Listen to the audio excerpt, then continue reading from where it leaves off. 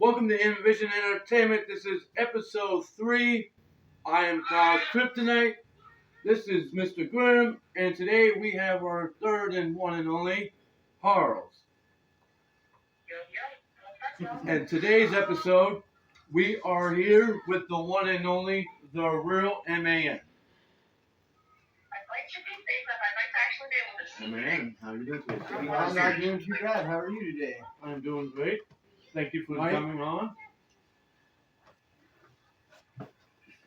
So, Excuse me, Mr. Grimm, could you stand me up, please? I would like to be able to see to the top of you.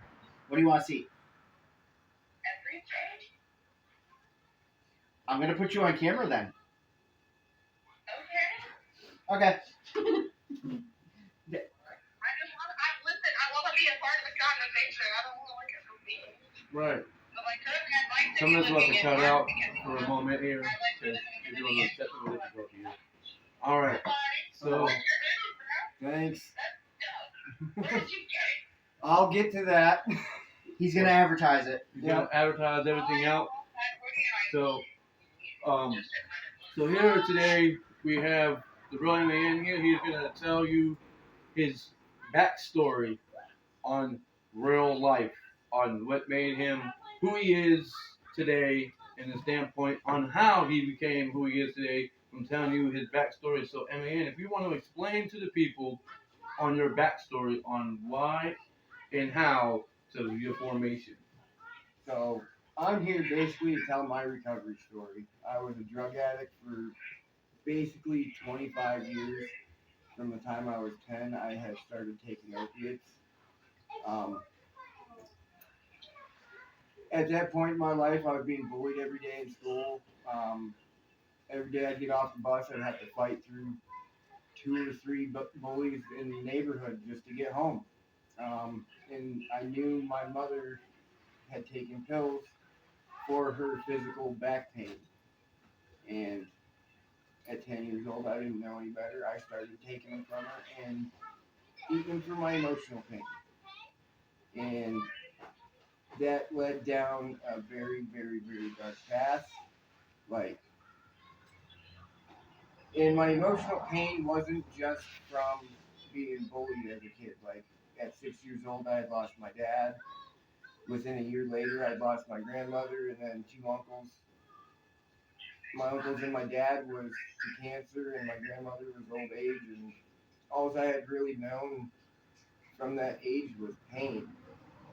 And it just followed me my entire life. I was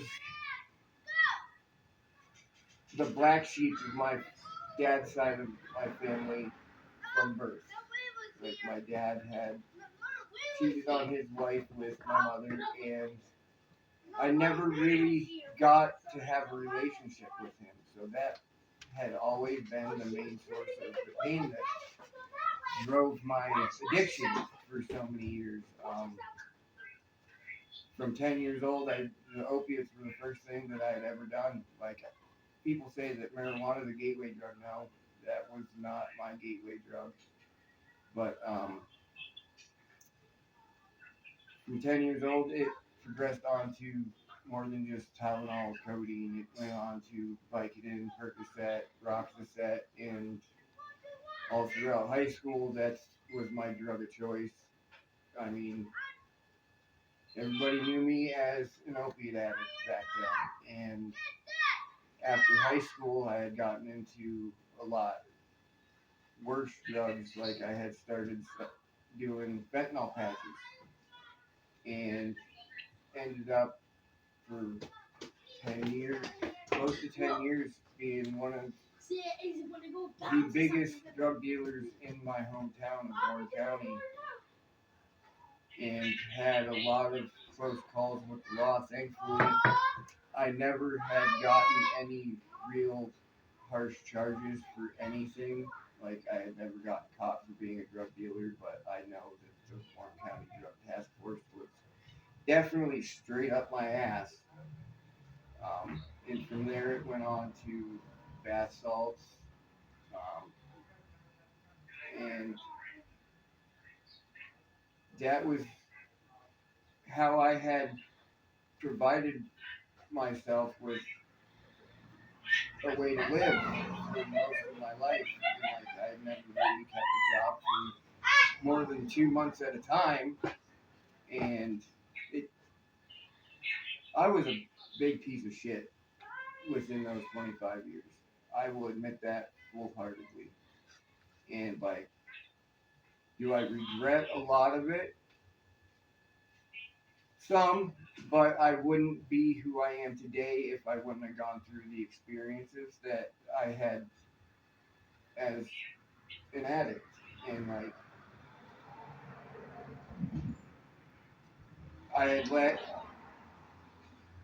the addiction to the drugs control my life for so long that that's all I knew was drugs. If I didn't have a drug to sell, I wasn't making money. And like, I didn't have a shitty home life when I was a kid. My mother provided for me as well as she could. Like, that woman was my biggest fan. The only one that really believed in me. But I treated her very badly because of the pain that I went through in my mental health. But she never really gave up on me. I remember when after I had my son, that was the first time I heard her tell me she was proud of me. And I've only ever heard that one other time later in life from her. So those moments really stick with me now that she's gone. But I know that my past mistakes were really shitty, and that I'm not that person anymore. But I'm doing the best I can now to better my life. Like, at one point, I was so far into drugs that I moved out of Warren. I gave my mom my rights to my son, and we came out here to get sober and to follow my dream to become a pro wrestler. And when I first moved out here, I was introduced to the totally wrong crowd. I ended up getting further into my addiction with meth, which ended up consuming my life for 8 years. Like, I first started doing meth with my son's mother, and at that point, it was just like, threw my hands up, that was the bucket, and that was it. Like, that was where I had totally hit rock bottom, I think. But when I moved out here, that trap door for rock bottom opened, and I was out here with no family that cared. Like, I barely talked to my mother because I knew I was a disappointment to her. I ended up homeless within a month. Um, and it just progressed from there. Like, I wasn't going to shelters, so I randomly find a park bench because I didn't know any homeless spots when I first moved down here. And then I met a few people at the upper room, and like, that lifestyle just sort of became part of the addiction. Like, you didn't have to worry about where you were going to get your next meal because you could just go down to the food kitchen and get one every day. Or the only thing you really had to worry about was, where am I going to be able to get my next buzz? And I spent 6 years along the train tracks chasing that buzz.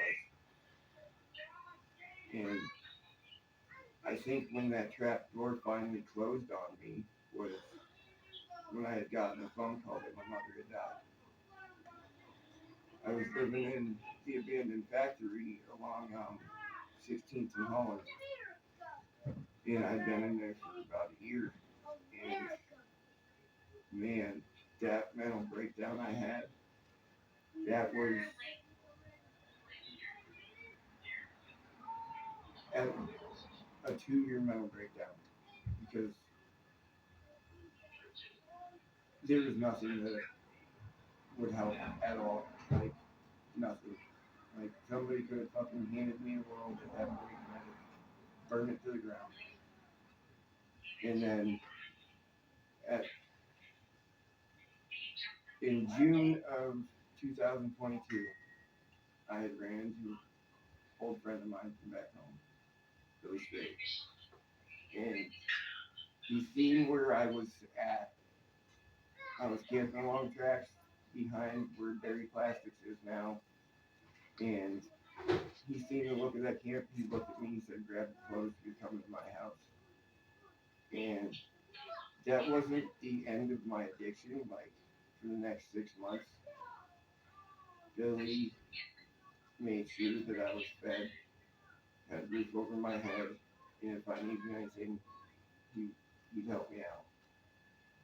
But I still continued with the addiction, and then at some point I started hearing voices. Like, don't think I'm crazy because meth will do that to you. But, like, it scared the shit out of me to the point where I said, this is enough. And, like, I started filling out job applications while I'm still using, and, like, thinking, well, I'm going to get a job, I'm probably not going to keep it for more than a month. Well, nothing was hitting. I got 2 temp jobs, one of them SCO, one BPI, and that was like a day of each. And then I had filled out a thing for People Ready, and they had a carpet truck for Ollie's. And I accepted the job. The night before I took that job, I went out, I got high as hell. Like, me and my buddies, we blew down at least an 8 ball that night. And once it was gone, like, I sat down and I looked at him and I'm like, dude, I can't do this no more. And what we call in recovery, like, I said a foxhole prayer. I said, God, if I can turn this temp job into a full-time job, I'm done. And I went into that store the next morning, and before I even lifted a finger, the manager offered me a full-time job based on how I worked that day. And I busted my ass. And that was the last day that I had ever used a single drug. Besides marijuana, I use that for my mental health. I don't want to hear it from anybody that has anything to do with addiction. Sorry, but that's my opinion. I'm a very firm believer in the medicinal uses of marijuana, so don't even argue with me with it. But for the next 2 years at Ollie's, I busted my ass. I made it a point to join the remodel team for 4 months, which I had everything paid for. My hotel rooms, my meals, laundry when I did it. The only thing that I had to do was make sure I got to whatever stores that we were working on and did my job. And I spent 4 months on that team, and it got to the point where, like, I just couldn't deal with the stress of it, and it was too much time away from home. Like, I just wanted to come home. Like, there were numerous times where I called my managers back here and said, hey, you guys got an opening? Because I'm ready to come home. And the first couple times I called, they said no. And then the one time that I really needed it, they said, yeah, we have food supervisor open. So I came back home and worked for them for the next 8 months. I actually became one of the store lower managers as the freight flow supervisor. and that job ended on a bad note. I'm not going to get into it because I still have a sour taste in my mouth about that. But then I met Sam. Well, didn't meet her, but she came back into my life in June of last year. We had known each other from the streets out here in Erie, and every time we'd run into each other, we'd take care of each other. And when she came back into my life and I knew she was sober, that changed a lot because now we're having a kid, dude. Like, we just got our new apartment this week. Like, we're doing good. But my story is about I never went to rehab. And that was a personal point of mine that I made to not have to go to rehab because I wanted to prove all my aunts and uncles wrong and my mother right. Because she had always told me, it doesn't matter how many times you go to rehab, it doesn't matter whether you do counseling, and it doesn't matter if you get help. It's if you want to get clean is when you're going to get clean. Absolutely. And I took the time to crawl out of the depths of hell that I was in by myself with very little help. It doesn't matter if you are a lost soul, you can still get out of addiction.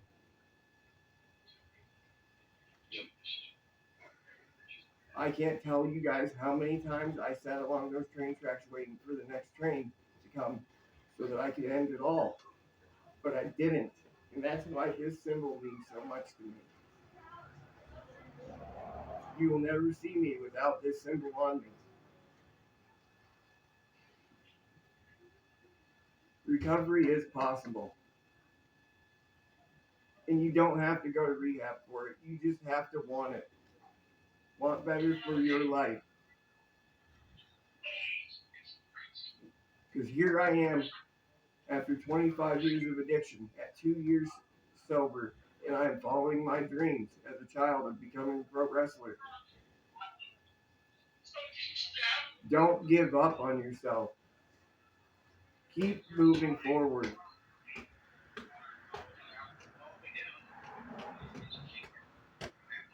And that's all I've got, guys. So if you guys got any questions? All right, Harlow, you said you have questions for the real MAN. That right there was his story of how he came from the bad and forming himself into becoming a better person in today's world. So you said you had came up with questions for him today, so you can ask away. First of all, let me start off with a statement. I'm so fucking proud of you, dude. Thank you. I'm so fucking proud of you, We are. bro. Because, Most definitely are.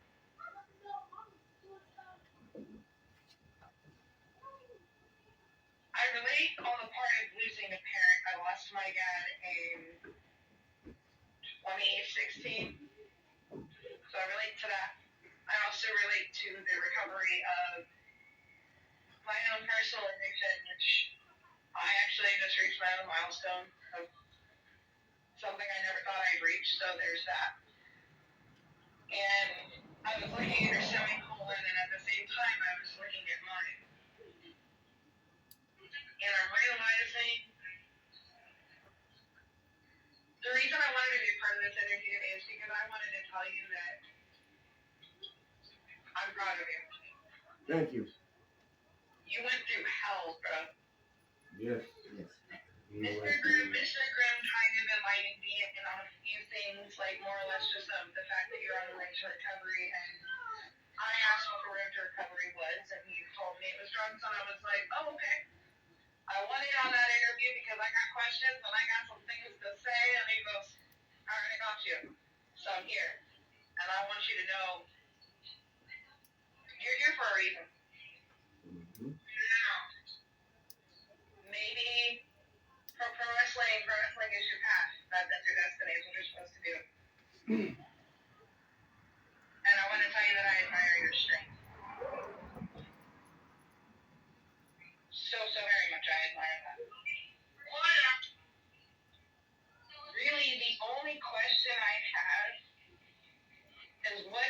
thing that keeps you going the most right now? Right now is I have a kid on the way, and like I'm not screwing that up a second time. I already screwed up one before that. This is God's gift to me for doing so well. It's kind of like that old age redemption story. Yep. I feel that. I'm a mom. I got told by like a million doctors I couldn't have kids, and then I got blessed with two. So I get it. But like, that's really all I wanted. I just wanted to like really remind you that you're here for a reason, and just remind you that, dude, you're a badass. Thank you. And if nobody's told you today, you're fucking phenomenal, and you need to keep going because you're here for a reason. Thanks. We may not know what that is yet. We're still here for a reason. Like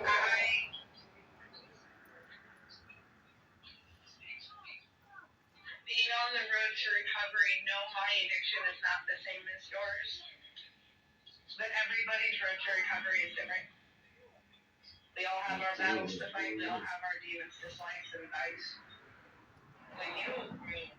You over there just doing it. Got an apartment. You get in an apartment. You got a baby coming, bro. You just doing it. Keep doing the damn thing. That's the And plan. also, maybe don't make everybody cry next time. Okay? Well, it's not hard to make you cry. I'm sitting over here trying not to sob, and I'm just like, Right.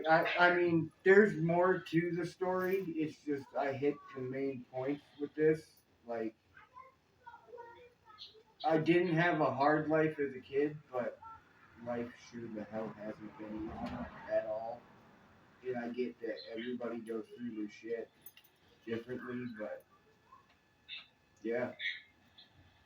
yeah, but like, life gave you every reason to quit, and yet you said, nah, bro, fuck that. Yep.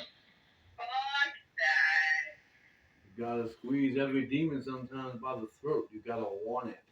And this Yep. man right here has squeezed Absolutely. the life out of every demon that went against him by the throat, and he wanted it, and he got it, because he owned up to it from him. He did it by himself. He didn't do it with He basically people body in slammed his those ear. demons. He didn't do it with Right. any of that. He squeezed every demon by the throat and said, guess what?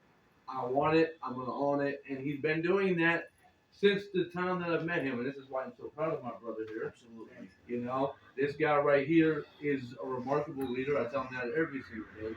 He's a motivational leader. And he's going to be a great You know, father he keeps pushing for you. his child.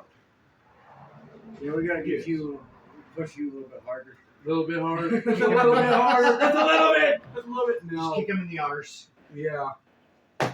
But did you want to tell the story about the demons behind me? Yeah, I've been asked by a lot of people where they can get this hoodie. And if you go on demonsbehindme.com, they have it on there for, I believe, $54.99. I'll make sure I put a link. Their just so brand that way. has been basically my motto is you gotta leave the demons behind you and leave the past in the past. And basically that I will wear this anywhere that I go. And Harld, if you want to, don't have to go on the official website. I made the real man has also was informed by the manager of Demons Behind Me. You want to go ahead? That they are selling it at the Harley Davidson of Erie. That they had gotten a shipment in a couple weeks ago, and they were doing their podcast too. So okay, but the real question that I have is, do they have it in red and black? Because I need it in red and black. I believe that they have a red one. Don't quote me on that. I just know that I have a white one and a purple one. Like, I like the black hoodie I would like the black hoodie with just the red semicolon instead of the purple, like that. I mean, go on their website and see. I'm gonna have to because I want one. She She's gonna look at hubby and say, "Will you buy me this?" I have like 7 semicolons on me tattooed, so like, why not have one that I can wear all the time? Also, like, Mr. Groom will tell you I live in hoodies and leggings, bro. I live in that shit. I'm She a mom, steals hoodies. okay? Hoodies, leggings, that's what I live in. And I need hoodies like that because that makes me comfy. Is there some? Do you have anything else? No, is it soft? Like, is the Oh, hoodie the- soft? Oh, yeah. Yeah. Yep. Now we know what she's gonna be asking hubby for. Yeah. Yeah, I like soft hoodies. I like soft things. Yeah. And your birthday just passed, so Yes, it did. My birthday did just pass. I just turned 31. Yay! on the 13th. 31 for Miss Harles there. But do you have anything left to say for the real MAN? No. One parent to another.